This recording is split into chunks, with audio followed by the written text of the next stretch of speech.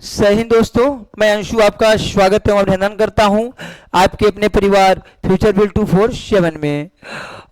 साथियों, आज हमारा हिस्ट्री का चौथा लेक्चर होने वाला है और आज का जो हमारा टॉपिक है वो गुप्त काल से है। हम इसके पूर्व वीडियो में मौर्य काल में अशोक को समाप्त कर लिए थे और जो आज का टॉपिक है वो गुप्त काल से है। तो आइए हम टॉपिक देखते हैं। दोस्तों, सबसे जरूरी बात, आप जब भी हमारा ये लेक्चर अगर आप देख रहे हैं, अगर मेरी आवाज आप सुन पा रहे हैं तो आप थंब में प्रेस कर दीजिएगा। और जो बहुत जरूरी बात है वो ये है कि आप एक कलम और एक पेज जरूर लेकर बैठा करिए, क्योंकि जो भी आपको अच्छा लगे, जो भी आपको जरूरी लगे, आप उसे नोट कर लिया करिए। बाकी जो ये आपको नोट्स है ये आपके हमारे टेलीग्राम चैनल फ्यूचर बिल 247 में उपलब्ध करा दिया जाता है। वहां से आप इसको ले सकते हैं, डाउनलोड करके पढ़ सकते हैं और रिवाइज कर सकते हैं। आने वाले संडे को हम आपको महत्वपूर्ण प्रश्नों की श्रृंखला के साथ आएंगे। जो भी आपका टॉपिक कंप्लीट हुआ उसी को हम रिवाइज करवाएंगे, उसी का पोस्टमार्टम करेंगे क्वेश्चन के माध्यम से। तो आइए हम आज का जो टॉपिक है गुप्त काल को, उसको बहुत अच्छे से देखते हैं। साथियों, जो गुप्त वंश है, गुप्त वंश, उसके जो संस्थापक या जो इसकी स्थापना की थी वो किसने की थी? तो आपका श्रीगुप्त ने किया था। किसने किया था साथियों? श्रीगुप्त ने किया था। श्रीगुप्त को ही किसकी उपाधि दी गई थी? तो महाराजा धीराज की उपाधि दी गई थी। देख सकते हैं स्क्रीन पे लिखा होगा कि महाराजा धीराज की उपाधि धारण की थी। किसने धारण की थी? आपका श्रीगुप्त ने। लेकिन जो गुप्त वंश का वास्तविक संस्थापक था, वास्तविक जो इसकी स्थापना की थी वो किसने की थी? इसी के उत्तराधिकारी चंद्रगुप्त प्रथम ने। किसने की थी? चंद्रगुप्त प्रथम ने। यहां पे देख पा रहे हैं चंद्रगुप्त प्रथम ने। इसका जो शासनकाल था वो 319 ईस्वी से लेकर 350 ईस्वी तक था। चंद्रगुप्त प्रथम को गुप्त वंश का वास्तविक संस्थापक माना जाता है और चंद्रगुप्त प्रथम की राज्याभिषेक की तिथि 319 ईस्वी है और इसे गुप्त वंश का आरंभ माना जाता है।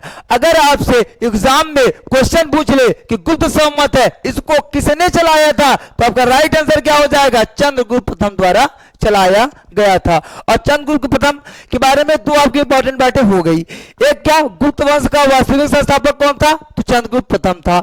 गुप्त संवत किसने चलवाया था? तो चंद्रगुप्त प्रथम ने। गुप्त संवत की शुरुआत कब हुई थी? 319 ईस्वी में। ठीक है साथियों, यहां तक आपको समझ में आया? अब ये देखते हैं, चंद्रगुप्त प्रथम गुप्त शासकों में ऐसा पहला शासक था जो किसके सिक्के चलवाए थे? चांदी के सिक्के चलवाए थे। किसके सिक्के दोस्तों? चांदी के सिक्के चलवाया था। कौन चलवाया था? आपका चंद्रगुप्त प्रथम ने। गुप्त संवत कौन चलाया? चंद्रगुप्त प्रथम ने। आपका और जो वास्तविक संस्थापक है गुप्त वंश का वो कौन हो गया? चंद्रगुप्त प्रथम ने। आपको चंद्रगुप्त प्रथम से 3 जानकारी प्राप्त हो गई है। आइए हम आगे देखते हैं समुद्रगुप्त के बारे में। समुद्रगुप्त के बारे में इसलिए देखना है साथियों, इसको बहुत अच्छे से समझना है, क्योंकि जो आपका पेट का सिलेबस है गुप्त वंश का, उसमें समुद्रगुप्त और चंद्रगुप्त के बारे में दिया गया है। जब भी क्वेश्चन उठाएगा वो समुद्रगुप्त से उठाएगा या तो चंद्रगुप्त द्वितीय से उठाएगा। आइए हम एक एक करके देखते हैं। चंद्रगुप्त का उत्तराधिकारी समुद्रगुप्त हुआ, जो 350 ईस्वी में राजगद्दी पर बैठा था। क्योंकि 319 से लेकर 350 तक कौन बैठा था? चंद्रगुप्त प्रथम बैठा था। जो इसका पुत्र था उसका नाम क्या था? समुद्रगुप्त। और ये कब सिंहासन में बैठा? 350 ईस्वी में बैठा। इसका जो शासनकाल है देख पा रहे होंगे, आपको दिख रहा होगा स्क्रीन पे, 350 से लेकर 375 ईस्वी तक था। इसने आर्यावर्त तथा दक्षिणावर्त के 12 शासकों को पराजित किया था। इसमें देखिए आपको दिख रहा होगा, उसने आर्यावर्त तथा दक्षिणावर्त के 12 शासकों को पराजित किया था। और इन्हीं विजयों के कारण इतिहासकार वी स्मिथ द्वारा इसको किसकी उपाधि दी गई? इसे क्या कहा गया? इसे भारत का नेपोलियन कहा गया। इसे क्या कहा गया प्यारे मित्रों? भारत का नेपोलियन कहा गया। एक और जरूरी बात, आपको भारत के नेपोलियन से कंफ्यूज नहीं होना है, क्योंकि कभी कभी एग्जाम पूछ लेता है कि उत्तर भारत का नेपोलियन कौन था? उत्तर भारत का नेपोलियन कौन था? अगर उत्तर भारत का नेपोलियन का बात करेगा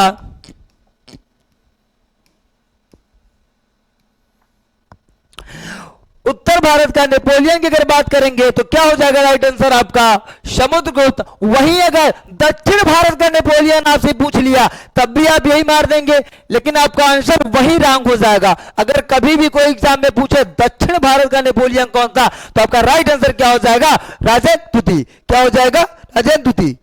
आइए हम आगे देखते हैं कि समुद्रगुप्त का जो दरबारी कवि था उसका क्या नाम था हरिसेन। क्या नाम था उसका हरिसेन। ये मोस्ट इंपॉर्टेंट हो जाता है क्योंकि कभी कभी क्वेश्चन पूछ लेता है कि जो समुद्रगुप्त का उसका दरबारी कवि का क्या नाम था तो वो हो जाएगा आपका हरिसेन। और यही हरिसेन प्रयाग प्रशस्ति के लेख के 7वें श्लोक में समुद्रगुप्त के विजयों की बात करता है।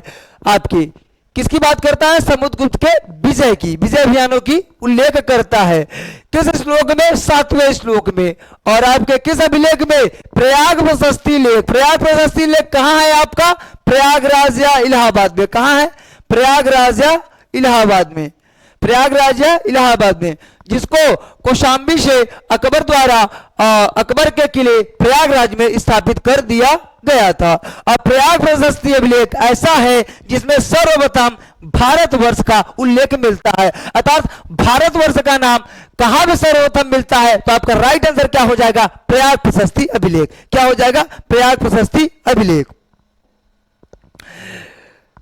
वहीं हम मध्य प्रदेश के सागर जिले में स्थित एरण अभिलेख से प्राप्त एक लेख में समुद्रगुप्त को क्या क्या कहा गया प्रचुर सघन आदि राजाओं से भी बढ़कर दानी राजा माना गया। क्योंकि जो आपके प्रचुर थे जो सघन थे ये बहुत ही दानी राजा थे उस समय का। लेकिन जो आपका एरण से प्राप्त एक लेख है एरण अभिलेख उसमें समुद्रगुप्त को इन लोगों से भी बड़ा दानी माना जाता था, बहुत बड़ा दानी माना जाता था। और इसीलिए में उसकी पत्नी का जो नाम था वो क्या था दत्त देवी। समुद्रगुप्त की पत्नी का क्या नाम था दत्त देवी। किस अभिलेख में एरण अभिलेख से जानकारी ये मिलती है। किस अभिलेख से जानकारी मिलती है आपके एरण अभिलेख से जानकारी प्राप्त होता है।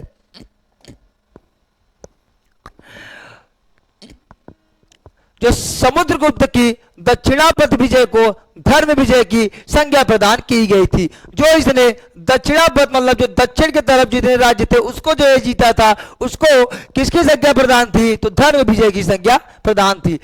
ये आपसे डायरेक्ट पूछेगा कि धर्म विजय की संज्ञा प्रदान किस विजय पर समुद्रगुप्त को दिया गया था तो आपका राइट आंसर हो जाएगा दक्षिणापथ के विजय पर। अपने विजय के उपरांत इसने अश्वमेध यज्ञ किया और जिसका परिचय उसके सिक्कों तथा उत्तराधिकारियों के अभिलेख से प्राप्त होता है।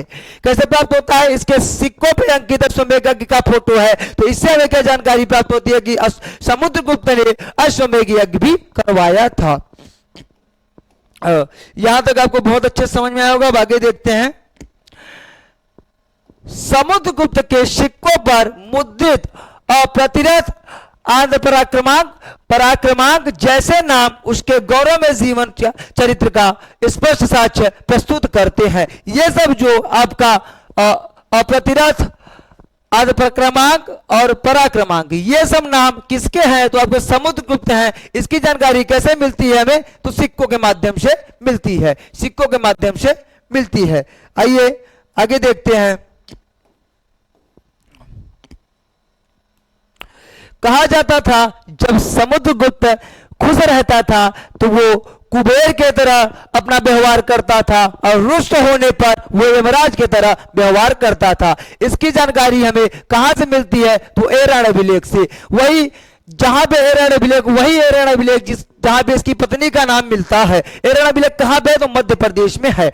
समुद्रगुप्त विजेता के साथ साथ कवि संगीतज्ञ और विद्या का संरक्षक था क्योंकि ये जो इसका चित्र है बीड़ा बजाते हुए सिक्कों पर दिखाया गया है और ये बहुत अच्छा कवि भी था।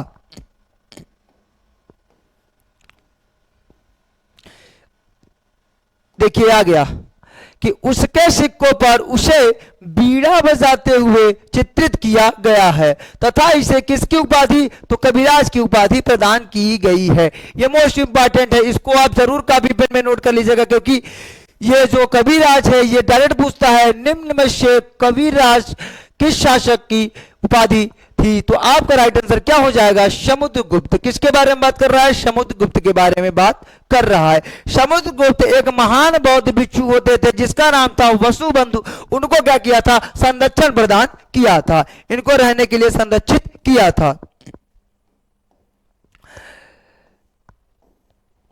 अगर अब हम बात करें जो इसका आपका पेट में गुप्त वंश से दूसरा टॉपिक है, दूसरे शासक के बारे में जो मोस्ट इंपॉर्टेंट है वो चंद्रगुप्त द्वितीय है। और क्योंकि दो ही पूछा है, एक समुद्रगुप्त और एक चंद्रगुप्त। आइए हम इसको देखते हैं। चंद्रगुप्त द्वितीय का जो शासनकाल था वो 380 ईस्वी से लेकर 412 ईस्वी तक था। गुप्त वंशावली में समुद्रगुप्त के बाद चंद्रगुप्त द्वितीय का नाम उल्लेखित है, परंतु दोनों शासकों के बीच रामगुप्त नामक एक कमजोर शासक के अस्तित्व का उल्लेख मिलता है। अर्थात जो 375 से लेकर 380 तक गए था, उस समय किसने शासन किया? तो रामगुप्त ने किया। किसने किया? रामगुप्त ने किया।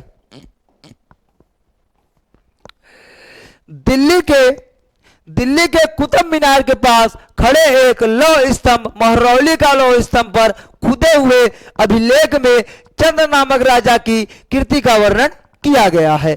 इसको जो आपका ये लौह स्तंभ है, इसका निर्माण किसने करवाया था? तो आपका हो जाएगा चंद्रगुप्त द्वितीय ने। और जिसकी पहचान चंद्रगुप्त द्वितीय से की जाती है। नीचे देखिए लिखा भी है किसकी पहचान, इसकी पहचान किससे की जाती है? चंद्रगुप्त द्वितीय से की जाती है।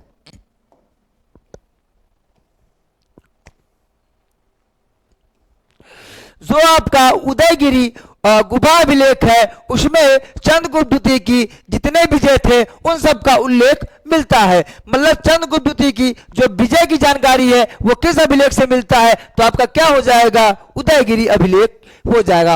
और कैसा अभिलेख है ये? गुफा अभिलेख। मतलब गुफा के अंदर, गुफा के दीवारों में अभिलेख लिखा गया है। चंद्रगुप्त द्वितीय ने नाग कुमारी कुबेर नागा के साथ विवाह करके नागवंश के साथ वैवाहिक संबंध स्थापित किए और बाद में अपनी पुत्री प्रभावती का विवाह वकाटक वंश के राजा रुद्रसेन द्वितीय के साथ किया। किसके साथ किया अपने पुत्री का विवाह? वकाटक वंश के राजा रुद्रसेन द्वितीय से अपने पुत्री का विवाह किया। उसने अपने पुत्र कुमारगुप्त प्रथम का विवाह कदम शासक कुशवर्मन की पुत्री से किया। किससे किया? तो कदम का जो शासक था उसका नाम था कुशवर्मन, उसकी पुत्री से अपने पुत्र कुमारगुप्त प्रथम का विवाह किया। ये उतना इंपॉर्टेंट तो नहीं है साथियों, लेकिन फिर भी आप थोड़े बहुत जान लीजिए इसको, क्योंकि मान लीजिए पेट में नहीं पूछेगा लेकिन आने वाले एग्जाम में आपका पूछ सकता है। जो भी आप वनडे लेवल का एग्जाम देंगे। शकों पर विजय के उपरांत चंद्रगुप्त द्वितीय ने किसका उपाधि धारण की? तो विक्रमादित्य की उपाधि धारण की। आपको दिख रहा होगा कि शकों पर विजय के उपरांत, शकों पर विजय के जीत के बाद चंद्रगुप्त द्वितीय ने किसकी उपाधि धारण की थी? तो आपका क्या हो जाएगा? विक्रमादित्य। चंद्रगुप्त द्वितीय के दरबार में 9 विद्वानों की मंडली निवास करती थी। कितने मंडल थे जिन्हें क्या कहा जाता था? नवरत्न कहा जाता था। और 9 व्यक्तियों की मंडली थी। और इसमें आपका कौन कौन थे? तो ये देखते हैं, कालिदास, धन्वंतरी, चपटक, अमर सिंह आपका, और आपके हो गए शंकुवेताल भट्ट, घटक पर वराहमिहिर एवं वरुरिच जैसे विद्वान थे। डायरेक्ट क्वेश्चन पूछेगा, वराहमिहिर किसके दरबार में रहते थे? तो आपका राइट आंसर क्या हो जाएगा? चंद्रगुप्त द्वितीय। चंद्रगुप्त द्वितीय, चंद्रगुप्त द्वितीय के दरबार में कौन रहता था? वराहमिहिर। 9वें मंडल में एक मेंबर ये भी थे। उसके शासनकाल में चीनी यात्री फाहान आया था। कौन आया था? फाहान आया था। जैसे आगे चल के आप देखेंगे हर्षवर्धन के शासनकाल में वेनसांग आया था, वो भी यात्री था। और आपके चंद्रगुप्त द्वितीय के शासनकाल में फाहान आया था। तो वो कंफ्यूज नहीं होना है। अगर आपको याद करना है तो जब वेनसांग आएगा हर्षवर्धन, हर से वेनसांग, हर से हर्षवर्धन। और जो आपका चंद्रगुप्त द्वितीय है वो कौन सा हो जाता है? फाहान। फाहान किसके दरबार में आया था? चंद्रगुप्त द्वितीय के। आइए हम आगे देखते हैं। गुप्त काल की प्रमुख पुस्तकों के बारे में अगर हम बात करें तो जो इसका पुस्तक है ऋतु संहार, मेघदूत, कुमार संभव और मल्लिका गिरिमित्रम, अभिज्ञान शकुंतलम, ये सब के जो लेखक है वो कौन है? तो आपके कौन थे? कालिदास। आपका जो इसमें मोस्ट इंपॉर्टेंट है वो है आपका मेघदूत, कुमार संभव और अभिज्ञान शकुंतलम, क्योंकि सबसे ज्यादा अगर कालिदास की कोई पुस्तक पूछी जाती है तो वो है अभिज्ञान शकुंतलम। कौन है? अभिज्ञान शकुंतलम।